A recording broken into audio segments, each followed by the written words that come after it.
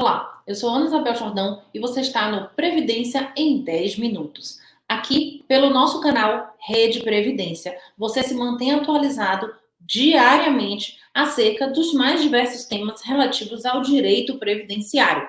Hoje nós vamos falar sobre a incidência de juros nos empréstimos consignados. Empréstimo consignado, os juros do empréstimo consignado de aposentados é reduzido em 1,7% ao mês. Vamos ainda falar sobre uma tão importante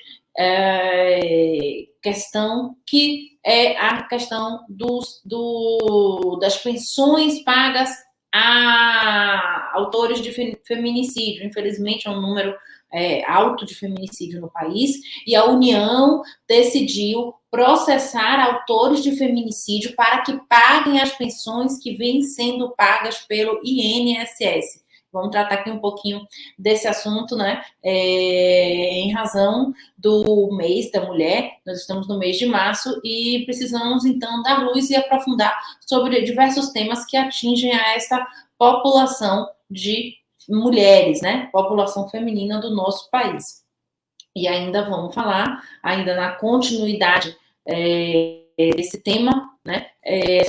Sobre a aprovação da Câmara de Deputados, ou seja, vai seguir para o Senado, a concessão de pensão especial a filhos de vítimas de feminicídio. Então, vamos tratar aí sobre esses três assuntos muito relevantes e extremamente importantes no dia de hoje. Vamos começar, então, falando, pessoal, sobre a questão dos juros do empréstimo consignado. Juros do consignado a aposentados é reduzido em 1,7% ao mês. O que acontece? Os aposentados e pensionistas do INSS, do Instituto Nacional de Seguro Social, eles pagarão, futuramente, menos juros do que o que eles vêm pagando atualmente. Então, atualmente, o limite de juros, o limite máximo que pode ser contratado nos juros é de 2,14 ao mês.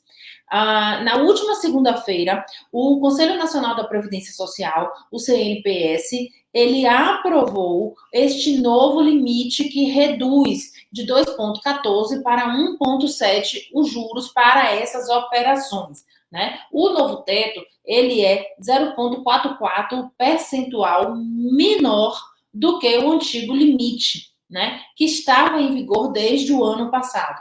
O teto dos juros para o cartão de crédito consignado, que a gente tem tão amplamente falado, muitas pessoas têm discutido essa questão, inclusive na Justiça Estadual, nos juizados de consumidor, que é o RMC,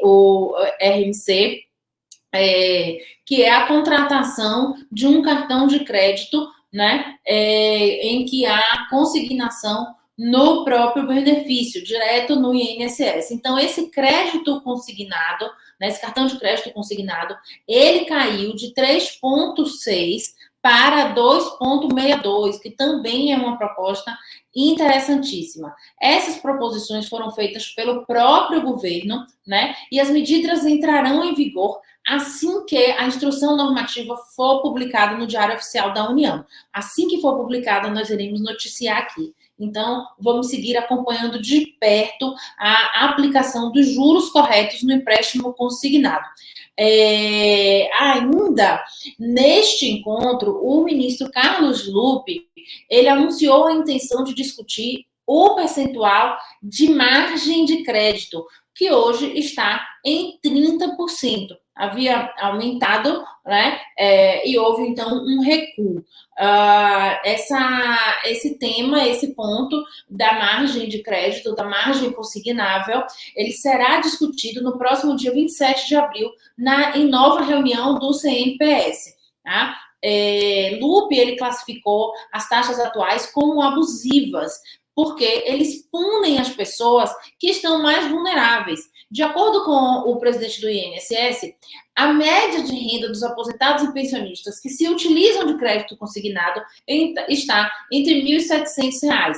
Então, ao consignar 30% dessa renda, com juros, muitas vezes, juros de 2,4, né, que era o que estava sendo aplicado, você estava fazendo com que somente financeiras tivessem lucro e essa população de beneficiários e de segurados se endividasse, né? Essa é, então, o cenário aí principal que a gente visualizava.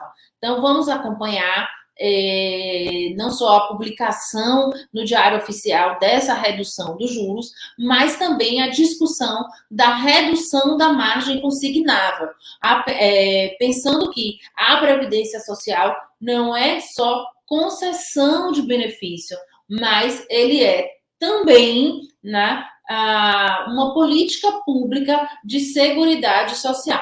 E é nessa perspectiva de política pública, pensando a sociedade de forma mais holística e mais integrada, que a União decidiu, então, através da AGU, da Advocacia Geral da União, que divulgou essa semana, que já retomou as ações que tinham por objetivo a condenação de autores de feminicídio a ressarcir os cofres públicos relativamente às pensões que são pagas em decorrência dos crimes que são cometidos por essas pessoas, tá? Então, no último dia 8, foram abertas 12 ações desse tipo, né, pedindo o ressarcimento de cerca de 2,3 milhões de reais.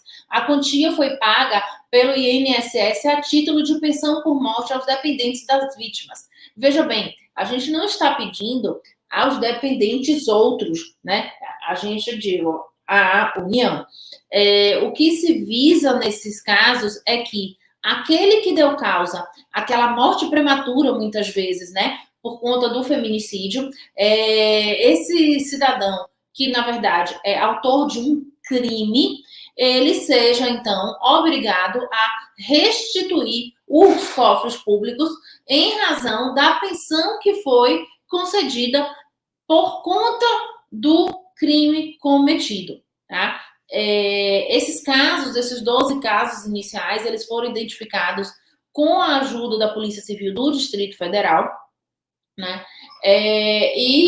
Um novo fluxo de trabalho ele está sendo montado para que mais ações venham a ser ajuizadas nesse sentido. Um desses casos, é importante relembrar, que envolve um homem que viveu por 7 anos em união estável com uma mulher antes de matá-la brutalmente na frente do filho, em janeiro de 2021. Ele acabou condenado a 18 anos e 4 meses de prisão e agora deverá também responder ao pedido de ressarcimento feito pela União. É claro que a gente sabe que o ressarcimento não devolve a vida, o prejuízo para as crianças, né, para os filhos, na grande parte das vezes, ele é inestimável, a gente não quer valorar isso, mas é importante que a gente pense a política pública, né, como uma forma global. E uma das formas de também se inibir esse feminicídio é justamente o diligenciar a rapidez com que todas essas ações que visam a combater o feminicídio ocorram na sociedade. Isso seria uma forma, né, de também inibir. Né? Entre outros argumentos, a AGU defende que não é adequado que o conjunto da sociedade que tenha que arcar com o ônus econômico social de um benefício que só é pago em razão da conduta criminosa daqueles indivíduos especificamente. Essas primeiras ações, pedindo o ressarcimento da pensão por morte decorrente do feminicídio, né, e aos autores desse feminicídio, são chamadas de ações regressivas, né? Elas foram abertas pela AGU entre 2012 e 2018, e ainda antes de haver a previsão legal, tendo como base apenas o princípio jurídico encampado por alguns advogados públicos. Ainda assim, em todos os casos, a União teve êxito. Então, nós tivemos 9 primeiras ações pedindo esses ressarcimentos, tivemos uma interrupção desse programa, né, dessa ação da AGU, e agora nós temos a retomada dessa ação com 12 ações do tipo. o que me parece ser muito sintomático, porque você teve, entre 2012 e 2018, 9 ações nesse sentido, e agora você tem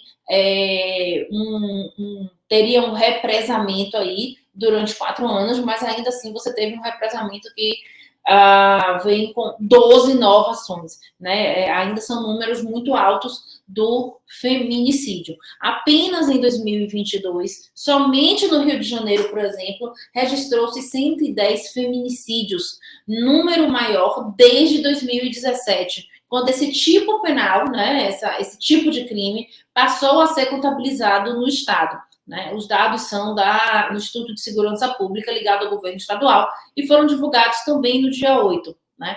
Então, são ações conjuntas que vêm sendo pensadas justamente na tentativa de coibir o feminicídio. E, por fim, a Câmara aprovou ainda o pagamento de uma pensão especial para as vítimas do feminicídio. Aquelas vítimas que não eram seguradas do INSS, os seus dependentes, os seus filhos, na verdade, teriam direito a um benefício que equivale ao valor de um salário mínimo. Tá? E isso segue para discussão no Senado, ainda não é lei, é um projeto de lei que segue sendo discutido e que nós também estamos acompanhando, porque, sem dúvida, isso será gerido no âmbito do Regime Geral de Previdência Social, o INSS.